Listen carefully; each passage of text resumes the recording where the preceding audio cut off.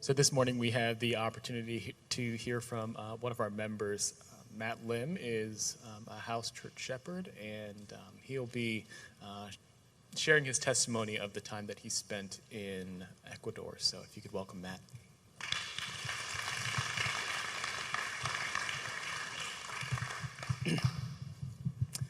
Good morning, Harvest.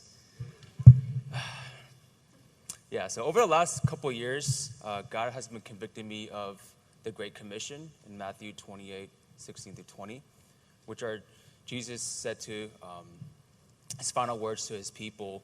He commanded them to make disciples of all nations by going to those who don't know him, helping them to trust Christ, baptizing them into the church, and teaching them to obey everything God has commanded them. And when God called me to be a house church shepherd, I obeyed in hope that I'll be able to steward his people well. But the transition wasn't so easy or simple. Learning to love others and to make disciples of others required a lot of my time, effort, and finances. It meant becoming vulnerable for the sake of others. It meant swallowing my pride in service of others. But I think truly it meant that it meant surrendering myself to Jesus in pursuit of his lost sheep. But also know that God's heart extends beyond just house church, because it is written that we are to make disciples of all nations. And so early this year, I committed to going to Ecuador over the summer with 10 or so other harvesters. And so I already know most of you already have heard about kind of what we did there. So I kind of want to speak about more of what it did here and in my heart. And it's been 10 years since I last went to Ecuador for a missions trip. And in fact, it was actually the first time our church went to Ecuador. And so we didn't really know what to expect. We had an idea, but that was it. And what we were actually told to expect was that everything and anything could change. And we had to be flexible and readily available at any moment's notice. And so fast forward 10 years, right, to this year, and the truth remains the same. Our itinerary was vague at best. We didn't really know which ministries we were going to do, and it seemed like the planning was done poorly, and I wasn't sure if we were ready for this just yet. And so I had my expectations, and I didn't know if they would be met. But we went anyways, and God quickly humbled me when I was there. But as expected, things did change, and we didn't really know what to do until really the day of.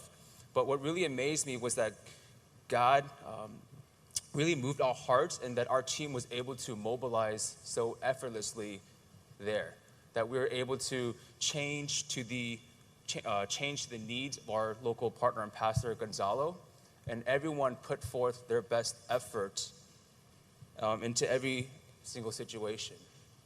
And it was really, I think, a sight to behold. But I think, through it all, I think God really reminded me that it was never about our plans, but his. It was really never about meeting our expectations, but expecting God to do his work in his way. And it was really never about how well-trained and prepared we were, but surrendering ourselves to and obeying and surrendering ourselves to God. And in fact, that's what our months of training prepared us to do. And, in my life, I've always struggled with control. I always try to influence or manipulate, the life outcomes. And, God didn't use Ecuador just to humble me, but he used it to teach me what it means to obey, even when it doesn't make sense, or when things don't align to my plans or expectations. And so he's peeling back the layers of selfish ambition, dreams, and desires in my life in favor of his bigger and better plan. And, when we went to Ecuador 10 years ago, there was a lot of work to be done. We knew that. But even this past year, that truth remains the same. And so after 10 years, we're still visiting new villages. we're meeting new people, and there's still yet so many hundreds, thousands of people that still are unreached. And even though our trip has ended, our work still continues because the harvest is plentiful, but the workers are few. And so I encourage all of you to pray and to give, but to also really consider going on the mission trip for next year. Thank you.